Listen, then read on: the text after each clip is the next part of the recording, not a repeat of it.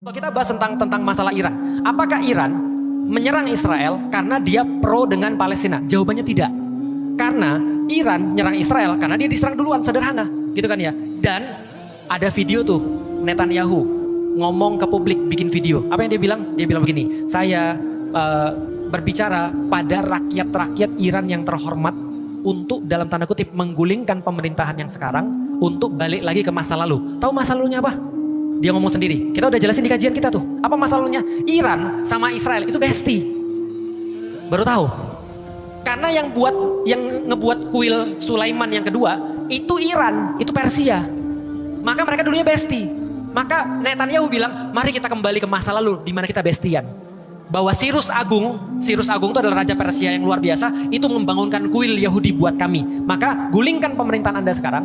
Lalu kemudian ayolah bareng-bareng kita main bola. Itu kata dia tuh. Artinya dia bukan untuk Palestina, dia justru pengen menjadikan Iran sebagai bagian bestinya dia. Paham lebih di sini? Jadi jangan juga kita heboh bahwasanya dia bantu orang muslim, enggak juga. Itu memang kepentingannya Iran. Iran enggak mau juga dikuasai sama Israel. Karena sekarang masih bestian sama Rusia dan Cina. Mumet ya? Nah ini pembelajaran namanya. Dimutakin, belajarnya tentang geopolitik gitu ya. Nah karena itu adalah fakta-fakta yang terjadi. Makanya Netanyahu sekarang mau menjadikan Iran sebagai, tadi balik lagi ke zaman, oh by the way, aku sedikit mau cerita tentang Iran. Teman-teman tahu bahwasanya Iran sekarang itu apa? Republik Islam Iran. Tapi sebelum jadi Republik Islam Iran, apa itu? Negaranya bukan negara Republik Islam Iran, tapi negara yang sekuler yang dikepalai namanya Shah Reza Pahlavi. Nah, pas sama Shah Reza Pahlavi ini bestian sama AS, sama Amerika Serikat. Maka ketika terjadi revolusi, bangkit terus kemudian Ayatollah Khomeini ini dan Republik Islam Iran, dia jadi nggak bestian sama Amerika lagi. Ini masalah cuma itu aja masalahnya. Nggak terkait dengan Gaza. Artinya kalau ada apa-apa dengan Iran, pasti Gaza akan tetap juga sama masalahnya. Balik lagi, apakah eskalasinya sampai ke Perang Dunia Ketiga? Jawabannya mungkin iya, mungkin tidak.